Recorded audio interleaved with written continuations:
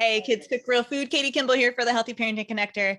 And we have a big topic today. We have a big topic because we're talking about screen use. And I say all the time, like there's no parenting handbook, but particularly when it comes to screens, not only is there no parenting handbook, there's no precedent because we didn't even get to watch our parents struggle with these questions. We have to make everything up and we need mentors desperately. And I cannot wait to introduce you to Andrea Davis because she is going to be the best tech mentor you can ask for as a parent. Andrea, thanks for being here. Thank you, Katie. I'm super excited to be here with you. Well, I mean, this is going to be really good. I don't know how we're not going to go for like 90 minutes, but I promise folks, we will. We will not go for 90 minutes. But if we do, it would be that good that you would listen to the whole thing. Official introduction. Andrea Davis is a former secondary ed teacher turned screen time navigator. She's the founder of Better Screen Time, where she shares family tested ideas from the tech trenches as a mom of 5. So lots of test subjects. Good job, Andrea. Yes. She's on a mission to help parents worry less about tech and connect more with their kids. Who doesn't want that? Andrea and her husband, Tyler, live in beautiful Hood River, Oregon, where they love spending time outdoors as a family. And so when you go to Better Screen Time, you get to see lots of gorgeous scenery and pictures of kids hiking. It's great. So Andrea, I got to tell you, I mean, personally, this is a topic near and dear to my heart as a mom of a 16-year-old who started driving this year, a 13-year-old who just got her like cell phone this year, and a 10-year-old and a 7-year-old. Like I'm totally in that tech trench. And it's one of those things that like ebbs and flows on my worry meter. Mm-hmm. And my worry meter was turned very, very high this weekend because my kids did a dance benefit concert for an organization called Women at Risk or WAR. And the speaker was talking about human trafficking, not a subject I'm very familiar with. And she threw out the statistic that 300,000 children in America are involved in human trafficking every year. And some of it begins with being online. And I'm like, what? Mm-hmm. Like 300,000. I was blown away. She could have stopped talking there and I would have written her the check, but I was also like, okay, time to reassess, reevaluate, and make sure that I am making the right choices. So this could not be at a better time. And I hate to start with the negative.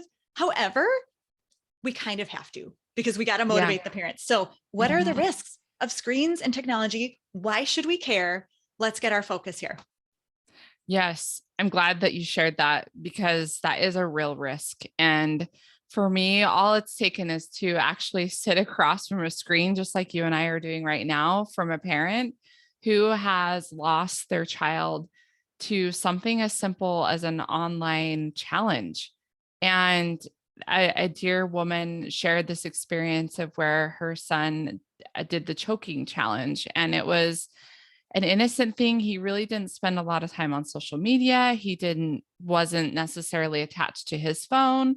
But at some point he discovered this choking challenge and went to the bathroom. And, you know, they'll say, okay, there's this high that you're going to get from obviously like losing oxygen for a few minutes, but they don't tell you what the real risks are. And those are the things that are waiting online for our kids. And I think what was so frustrating is you look at this mom and she's just a regular mom, just like you and I, who cared about her son and was intentional in her parenting. And sadly, we can't prepare our kids for every little thing out there. But we really do have to be proactive and have a lot of conversations. So that's one of the risks. Obviously, there are online challenges. There are, as you said, there are actually online predators who are waiting on the other side of screens. So I think the days of a stranger going to the park are long gone. They realize that they can find kids online. Another recent experience is a mom whose son ended up interacting with drug dealers over his phone and ended up meeting up with them and ended up taking something that was laced with drugs. And she lost her son. And again, these are extreme scenarios, but they happen. And so I think just being aware that, yes, there are people on the other side of the screen. Yeah, like when you talk about sex trafficking, specifically, like child sex trafficking is a thing. And that definitely is started online quite often, Yeah. where girls might be sharing. I mean, it could be anyone, but quite often it's girls sharing images of themselves that aren't appropriate and sometimes just seeking attention. And then they get that attention from the wrong places. And, it can lead to a lot of things. And then there's something called sextortion, where someone will get a hold of those images and they will hold them against that person. So they will say, hey, if you tell your mom or dad, I have these images, this is what I'm going to do. And I will share these images. And those things happen. And Mm. so again, it's like being proactive and telling our kids, don't ever even take that picture. If the picture isn't taken, it can't be sent. And, but those are some of the risks. And then I think the risks that more parents are probably familiar with are the ones that have been in the news lately. So recently, the Facebook files, they've done some inside investigations in Facebook, and those were leaked and were shared. And they had a whistleblower that actually testified in Congress who worked at Facebook and just shared, hey, we've done some of our own internal research and we found that Instagram can be especially toxic for teen girls. And, as we've seen the rates of suicide and depression and anxiety rise, some of that has been tied to cell phones. And I don't want to say all of it because I think there are a lot of factors. Yep. But just last week, the US Surgeon General issued a statement, an advisory statement, and said, we have a youth mental health crisis. And this is no longer something we can ignore. And he called out a lot of specific factors, but one of the factors was technology. And so when the US Surgeon General finally has to say, hey guys, we've got a problem, then we know. So those are a few of the problems. And again, like you said, we don't want to just scare parents, but I think we need to be aware of what's out there. And then we have kids who are just losing their lives to gaming, where the video games really end up becoming their life. And I've also sat across the screen from people who have been in that situation where they started to not care about anything besides getting to the next level. And, that's obviously not something we want for our kids. So there are a lot of risks and things that we just need to be aware of. Mm-hmm. Yeah, absolutely. I mean, we know that every game is created to be addictive. Every social media platform is literally engineered to be addictive. And Yes. even just the phone itself is set up so that it incites things in our brains, right? That pull our attention, that give us those dopamine hits, that keep us coming back. And I say us because adults are included in this, Yes. right? And I mean, gosh, Andrea, even if a kid isn't like losing their whole life and caring about nothing but gaming, if they're spending so many hours on games, watching YouTube, right? These things that are not going to further their lives, even just as simple, like I said, as simple as that, is that really what we want for our kids? Like, I want to raise kids who have passions and have careers and, learn how to raise a family and meet someone they love. And we only have so many hours in a day. We only have so many hours with our kids. So, so many reasons to get this right, or as close to right as we can. But Yes. what's your background? I mean, how did you end up being so passionate about this and meeting all these people and hearing these stories? Yes. Well, I think this started a long time ago when I first became a parent. So my oldest is almost 17. She'll be 17 here shortly. And when she was about 2, at the time, my husband was going to grad school at Purdue. And I had a good friend there who was an avid reader. Like, she read everything. I love to read, but she took it to a whole nother level. And I just asked her, I said, what did your parents do to instill this love of reading in you? And she said, oh, we didn't have a TV growing up. And I was like, really? I just got curious. And so I went home and I told Tyler, my husband, I said, what would you think if we just put the TV in the closet and we don't completely get rid of it, but we use it like an appliance and we just pull it out we love the Olympics. So we'd pull it out for like weeks at a time for the Olympics, or we pull it out for family movie night. But for most of the time, it just stays in the closet.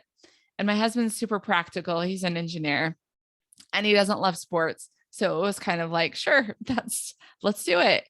And it's crazy, Katie, but that little experiment has lasted now, over 15 years, because we actually had a house fire about 2 years ago, and we lost the TV that we had that was in the closet, and we've since just replaced it with a projector. So we don't even have a TV right now, but that's just kind of what we do. So my kids don't think that's strange to pull this projector out. But that being said, we lived that way for a long time. And I loved that I felt like I could protect my 5 little kids. But you fast forward years later, and soon my husband and I both had smartphones.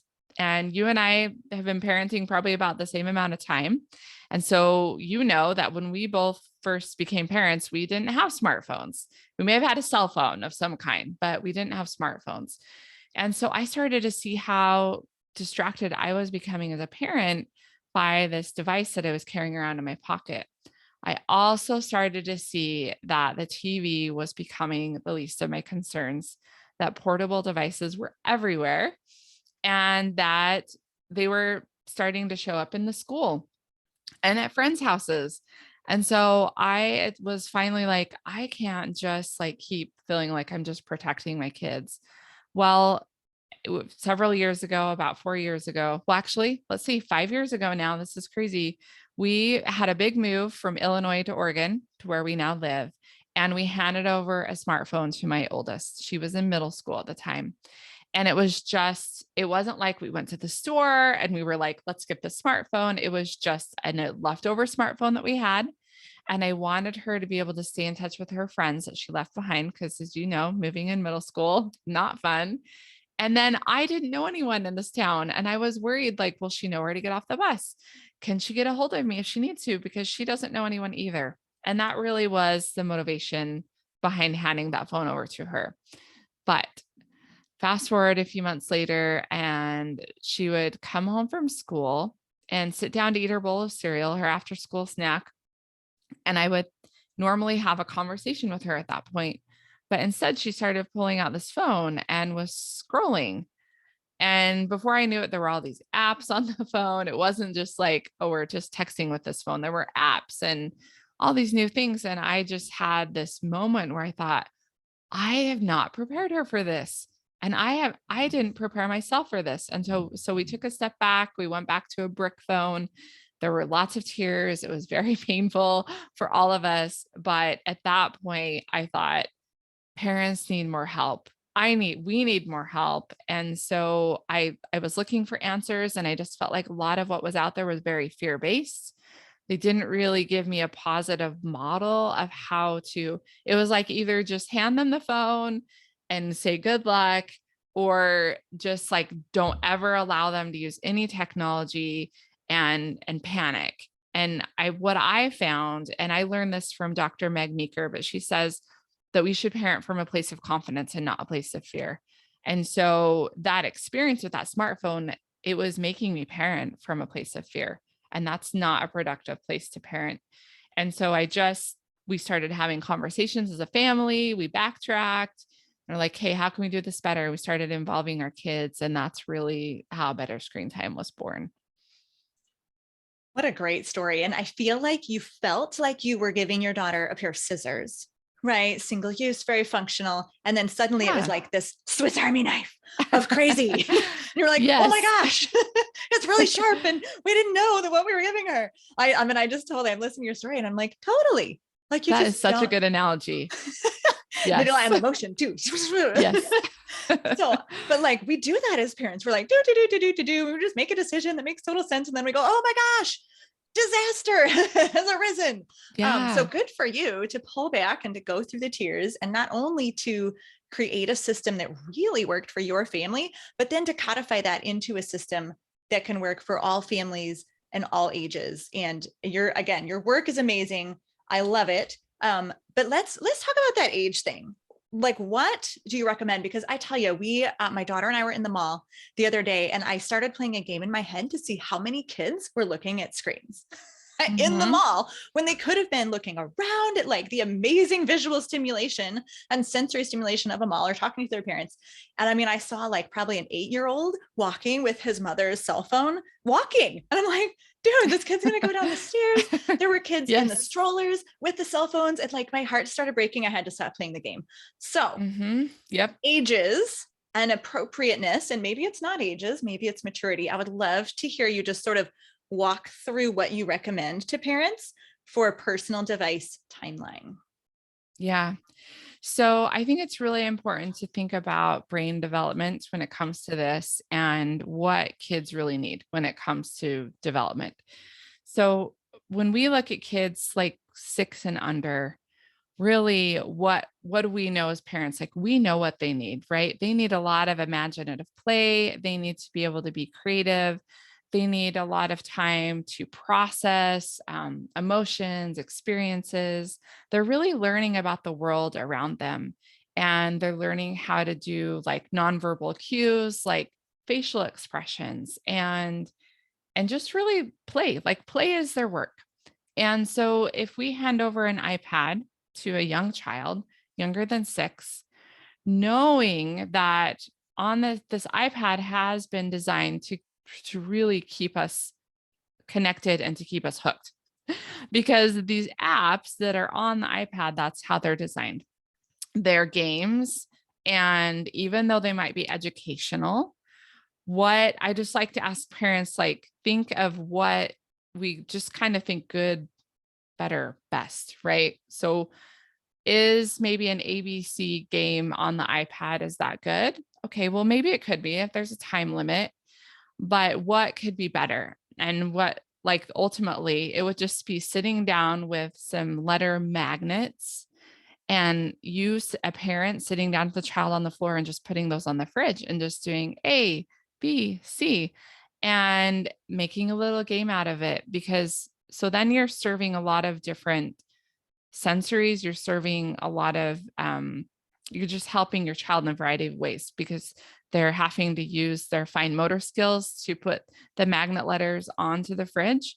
So just so, parents think about this, any child can swipe and it's just intuitive and it's not a skill that they need to learn, but being able to manipulate things is a super important skill. Being able to have this relationship and communication with a parent, also super important, that they cannot get on an iPad. And then they can still learn things, learning their ABCs or whatever, and maybe learning to cook with their mom or dad. Just those are the kinds of things that they miss out on when they're on a screen.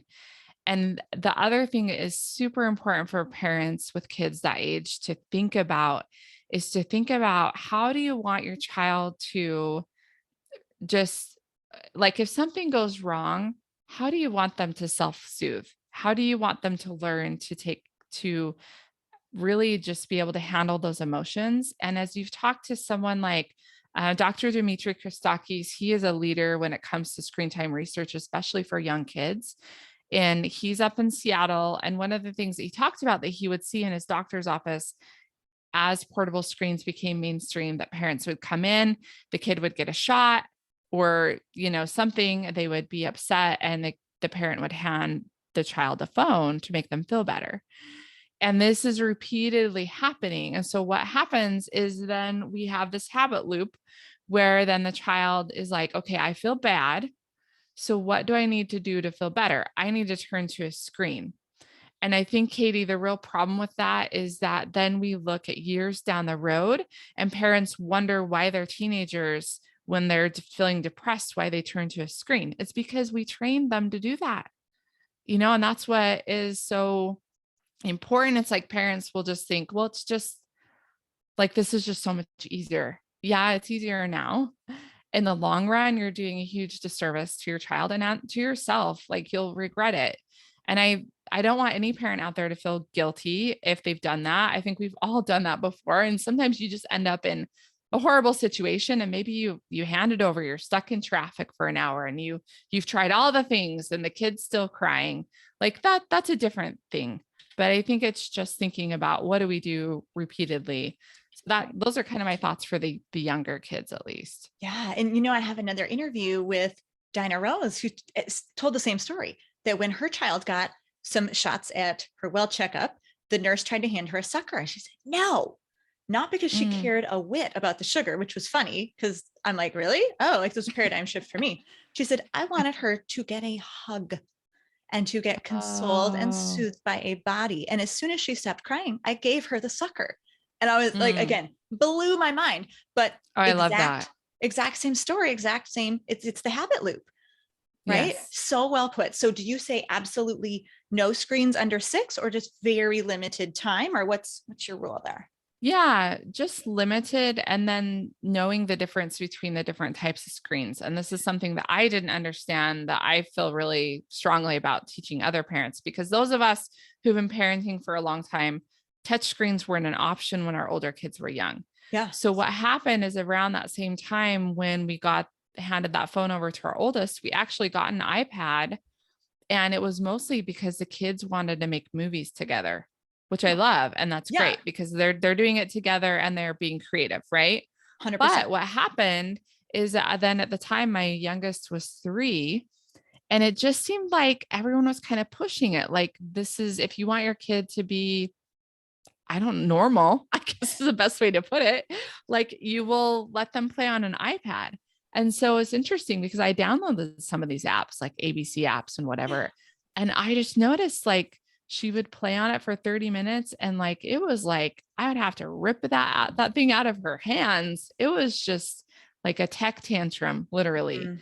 And so I thought, this is not normal. Like, when I turned off the TV for my other kids, they might have been upset, but it didn't look like this. Hmm. And I actually noticed she was super flushed. Like, it almost I don't even know how to explain it, but it just, I could tell that something different was going on. And so as I read, there's a great book called Reset Your Child's Brain by Dr. Victoria Dunkley. And she talks about this difference between interactive screens and then just like this passive screen use. So the type of screens that are touch screens where our kids are interacting, they actually cause a dopamine spike in the brain. And it is, again, they're like, oh, this feels good, I want to keep doing it. And then if they look at a brain of a child that's just passively watching TV, different experience. So I guess my advice to young parents is just to opt for the TV over like an iPad, and opt for, if kids can do it together, that's better. Like, together screen time is always better than alone and seclusion. And then just being mindful of what it is, like something that's more slow moving and not super fast paced, that's going to be appropriate for them. And then just have a time limit, and then no guilt, because it's okay. Like, if you're super tired and you need a nap or whatever it is, and you want to turn on a show for an hour so you can take a nap, then do it. Like, a mom's sanity is worth so much, but just being mindful of what type of screen time it is. And again, I used to think the TV was not an awesome thing. And now I'm like, oh, the TV is the better option here. I mean, the brain science fascinates me. I know in our home, when our kids are still in elementary school, they have a rule: no screens at all on weekdays. Because I mean, their time is so short from when they come Yeah. home to when we start dinner. It's like you have to choose one thing. Like, either you're hanging out with friends, but even if you had a half an hour of screen time, like my kids would choose that, and they'd have no Mm-hmm. time to play with friends. And so that's our limit. And then on the weekends, we might give them a half hour or an hour, and they have to set a timer, like depending on age. So at least I feel a little Yeah. better. Like, hopefully I'm doing the right thing there. But I gotta say, what do you recommend for parents on the screen time, like, trophy battle? Because when I teach about picky eating and I talk about how important it is not to make the dessert the trophy that you get after suffering through the broccoli, we do the same Mm-hmm. thing with screens though, right? Yeah. The screen is the trophy you get after suffering through reading a book or doing your homework or doing your chores. And I know that that's not optimal. I have no idea how to fix that problem. Do you? Well, I'm glad you brought it up, because I do talk about this, that I don't, I don't recommend using screen time as a reward, Uh-huh. because it gives the screen too much power, right? The same as it does for dessert. And we don't want that power struggle. And we don't want to give all this attention to the screen. Like, oh, this is this ultimate reward. And it's so amazing. I like to just think of screen time as like one more part of our week. With our younger kids, it's not even, again, we don't do it every day either with our younger kids. My older kids, sadly, I mean, they use screens every day for school. So I Impossible. can't say no screen time every day, but the time they spend doing other things is also, they have limits. But thinking about rewarding kids, I know when portable screens became mainstream, I would see a lot of these charts floating around. I mean, you'll find them on Pinterest and everywhere of like, okay, if you do A, B, C, D, then you get screen time. And people even would do tickets and different things. And again, I don't recommend that. I think that what's best and what's worked for our family is to sit down and create a family tech plan together. And maybe we'll talk more about that. But then deciding ahead of time what that will look like what the time limits are and where screens are used and what you're doing on them. And then just let it be a part of your week or not. If your family decides, you still have little kids and you're like, we're not going to do screens. I love that. I think every family gets to decide what's best for them, but instead just make a family tech plan, but don't make screen time the reward. And of course, like at our house, kids still have to have things done, like chores have to be done if they are going to spend time on a screen. But since it's not a daily thing, I feel good about that because we're not creating that habit loop of like, okay, I do these things and then I get screen time.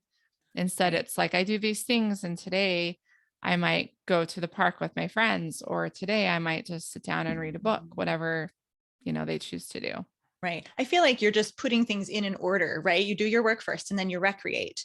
And the Yeah. recreation bucket has many things in it. Sometimes it's screens. But yeah, it's admittedly a really tough balance to not, I mean, because we have to limit the screens. We know that sometimes those limits create the stronger desire in the children. But I think what we've already established though, Andrea, is that the desire is already there, right? Yeah. It's already addicting. And so I think that's good for my brain to hear because I always think like, gosh, if I create those limits and if I say, oh, I'm tired of you being on screens, you got to get off and go outside, that I'm like making the screen kind of like that dessert, like that desired object because it's harder to Mm-hmm. get, but it already And, is. So we might yeah. as And well just restrict it. I hear parents say that they worry that if obviously, yes, if you are too controlling, then that's one thing, but having limits and boundaries is healthy for our kids. They can't do that themselves because of two reasons. Their brain isn't fully developed, Yeah. and these apps have been designed to keep them hooked. It's called persuasive design. And again, it's there for all of us on social media Mm-hmm. or wherever we're using a screen. So those two things alone tell us that kids really can't self-regulate on a screen, and that it does take us as parents to step in and to provide some boundaries. And I think that really the only way our kids would just completely go off the deep end is maybe if we are too controlling and we are just completely limiting and shutting down everything. Mm. But we know and I'm sure because you teach healthy eating, that that's not a healthy approach to anything when it comes to parenting, right? Right. Because it But we're doesn't work. providing options. Mm. Yeah, exactly. So good. Well, I have to say, we started talking about the ages and stages, and we only got to age Yeah. 6. So I have made an important decision that we're going to move tweens and teens and smartphones to a second interview because it's got to be done. It just has to be done. It's so Yes. important. However, you just talked about making decisions as a family, and I would love to hear more about what that looks like and how you initiate those conversations with your kids and help kind of create these limits and boundaries. It sounds like as a family, that's what you do. Yeah, exactly. So when I realized that I'd made this mistake with my daughter, I then started to parent more from this place of fear. And I started doing a lot of research and thought, okay, I'm the parent. I need to make some rules. So I did talk to my husband and I was like, this is what we need to do about the screens. So I made these rules and we sat the kids down, and it was just like glazed looks, shrugging of shoulders, like, wow, mom's really like lost it. Like, why? I think they really couldn't figure out why was I so upset and like just like laying down the law about screens all of a sudden. And it just did not go over well. And I thought, okay, I used to be a teacher. Is this how I taught? No, this isn't how I taught in the classroom. Like, my teaching philosophy was always that the answers lie within the students themselves. My job is just to draw it out of them and to be a facilitator and a guide. And I do truly believe that. I taught junior high, and even at that age, like, they know a lot. I love our kids and our youth, and they really just need a little bit of guidance. And I thought, okay, then why am I doing that at home? Because I know that doesn't work. So instead, I thought, okay, this has to be a collaborative approach. I need to ask the questions, and I also need to start with why. And I love Simon Sinek's concept of starting with why. And of course, he's talking a lot about companies who are, just trying working with companies, and how companies are sharing their concepts and ideas that people buy from them, not because of what they have, but because of why they do it, right? And so it's really the same with our kids when we're talking to them about screens, that they need to understand why we need to be careful, all these things that you and I talked about at the beginning of the interview. So Yeah. we Do started you from scratch. Okay. Yeah, go ahead. Well, I was just thinking about those digital dangers. Like, so if you have specific phrases or ways that you bring that down to a kid's level, I would love to hear that, because you're right. That is a starting point for all these conversations. Yeah. Well, what we ended up doing was we did a series of 10 conversations. Well, probably more with our kids because they were the guinea pigs. But I did condense that down to 10 conversations and put that in a discussion guide that we have on Amazon. It's called Creating a Tech Healthy Family: 10 Must Have Conversations to Help You Worry Less and Connect More with Your Kids. And so we do kind of break that down. We talk about cyberbullying and pornography, and we broke it down into these discussions. But where we started was first with just making a thumbs up and a thumbs down list of the things that we liked about technology and the things that we needed to watch out for. And so we just got out a big poster board, and we drew a thumbs up, and I'm like, hey, you guys, what do you love about tech? And we made this long list, and then we did our thumbs down list. I said, what do we need to watch out for? What do we need to be careful of? And the kids know, like, your kids will know. Anyone listening to this, like, your kids, they've been taught a little bit, I'm sure, at home, a little bit at school, and they're aware of some of the dangers that are out there. And it's a great way to start the conversation, to see what they already know and maybe where they're lacking. Like, what do they not know? Maybe you've never had a conversation about pornography or about online safety, about not sharing personal information. So it's a great way to kind of gauge what your kids already know, but also to not right up front, not make tech the bad guy, to just say, like, there are good parts and there are bad parts.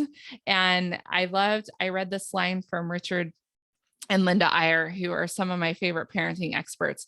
And they just said, parents can either wring their hands about this technology problem, or they can see this as an opportunity to teach their kids the skill of discernment. And that's really what you're doing in that first discussion, is you're like teaching your kids to be able to tell between, like, this is good, this is bad. And that's where we started. And then that second discussion is where we actually created our family tech plan. And I said, okay, you guys, like, let's just do, like, where are we going to use screens? What are we going to do on them? How long? Who with? Like, just kind of those basic elements of almost a story. And how can we just use that framework to create our plan? And so we decided as a family that we weren't going to take screens into the bedrooms and bathrooms. And this was 4 years ago. And the kids said, well, Mom, you take your screen into the bedroom. And I was like, right, I'm not going to do that anymore. And so it was just like this reality check of how we as parents need to model that. And as your kids get older, this becomes way more apparent, because Mm. adolescents hate hypocrisy and they will call you out on it, and they should, because we really do need to model the habits that we want to see. So we really just started to make changes as a family together. And that's where the power comes in, is that kids can see that you're trying, that you're putting your phone down when they've got a question, you're looking them in the eye instead of just like, like scrolling through your phone and passively listening. And so it was good for my husband and I too, to be part of this, and just to make these changes together as a family. And it's not like you have the conversation once and everything's fixed, but you have the conversation, write out your plan, put it on the fridge or somewhere where everyone will see it. And that is helpful for your kids. It's healthy because then your kids aren't like, well, mom, that's not what you said, or this is what you said. And then it's like, well, it's right here. This is what we all decided on together. And if we need to make some adjustments, let's have another family meeting or, family powwow and talk about this, about what changes we need to make. And, yeah, it's just a great way to get your kids to have buy-in, really. Yeah, absolutely. So we're going to send everyone over to grab that book, Creating a Tech Healthy Family. And I can't remember where I heard this, but someone was asking kids what app they would want to make for their parents. And the kids were like, I would want an app that whenever I talked to them, it shut their phone off so that they would that's focus on the so children. I was good. like, whoa, insightful. Yeah, it really is actually. Mhm. That's so good. Yeah. So And then kids know. yeah, exactly. And I think there are some parents that can take this discussion guide and they can run with it. Like their family is used to having these discussions and their family is maybe just used to working in that setting, or they just have a lot of background knowledge in this topic. But there are a lot of other parents that just need a lot more hand holding and help. And so we created a course called Creating a Tech Healthy Family. And my promise to parents in that course is I will help you reduce screen time, restore family time, and raise kids who thrive. And that's really my goal. And so in that course, I'm going way more into like the research. And here are maybe some TED Talks that you could watch with your kids. And here's some different things that you should do for different ages and stages, because the book is very basic. Like it's just here are the discussions, Hmm. and some people can take that and run with it, but other people just need a lot more. And so that's been awesome to be able to help parents in that way too.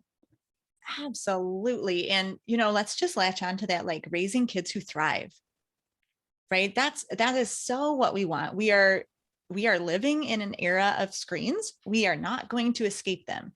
So how do we raise Right. kids who thrive with and in spite of screens and technology? So yes, if you have loved listening to Andrea as much as I have, then you gotta join the course, right? Or buy the book or both. And Andrea, I always like to leave parents with a very practical step because this has been a lot in all the best Yeah. ways. But what would be like the one first step you would recommend to sort of get a quick win and feel like, okay, I've done a good parenting task in the world of tech today? Yeah, I think just sitting down and having that first discussion with your kids. And you don't even need the book to do that. If just get out a big piece of paper. You can even bring out the ice cream if you want to. So this just can feel like a fun thing and not like, oh, a serious thing, but just, hey guys, we just really want to improve how we're using our screens. We want to do better, mostly so that our family can stay close and so we can have the relationships that we want. So let's talk about like what are the things that we like about our screens? What are the things that we don't like? And just have that initial conversation. And your kids might even bring things up that they've noticed that maybe kids at school do or that you do. And or maybe they'll even open up to some issues that they're having. And I think it's great to have that conversation together as a family, but also one-on-one, especially as your kids get older, having just some one-on-one conversations like how do you feel about how you're using your screen, and is there anything that you want to talk to me about, and just I think just starting the dialogue, that's the best place to start. Perfect. And we had to definitely do that when the world shut down. And we had a Yes. teenager, we weren't doing school online. We were doing nothing, absolutely nothing. And he was spending a lot of solo time on screen. So we have definitely felt that reset moment with our older ones. I am doing this step that you just assigned us as homework. Take it as homework, parents. You got to do it. We have a 2-hour car ride 5 days from now. And that's when I'm going to do it because they're all trapped. Yes. So incentivize Yes. with ice cream, one strategy. Trap them in a car is another Yes. strategy. They can't get away. It's true, So I'm totally actually. doing it. And actually, I think I'm going Awesome. to lead with humility too, and just talk about how I have been using social media way too much, way too late at night personally, and how I need their help. Hmm. to rein me in and let's do this together. So leading with humility, always a good thing. It puts the kids' guards down, right? They feel like they're being helpful. It's not all about like, you have messed up and we're resetting, your Yeah. screen stuff. It's everyone's. And so Yes. we're totally going to do this as a community, you guys. I The love next moment that. you get, put it in the calendar if you have to. And you have a couple of free gifts too that I wanted to tell people about. 100 screen-free activities. And what is it for when you feel like doing nothing. which is when we all grab a screen, isn't it? Yes. So 100 Yes. ideas, that's fantastic. And then I have to share too that you have a parent questionnaire called Am I in the driver's seat or is my phone? And I am feeling a little convicted. Like I think I might have to go download that free gift and see how badly I score. Yes. And you'll find both of those on betterscreentime.com. Awesome. And we'll link to everything we've talked about wherever we share this recording. Goodness, Andrea, you're going to come back in a couple months. We're going to talk about tweens and teens because I know some parents are feeling unfinished. Those of us who have kids like 10 and up, they're like, wait, I need more. So we're going to give you more. We're going to see you again. But thank you so very much for your time today. Thank you, Katie. It was my pleasure. All right. Kids Cook Real Food, Healthy Parenting listeners. I'm Katie Kimball for the Healthy Parenting Connector, and I will see you back next week with another expert who has the information you need to raise healthy, independent adults.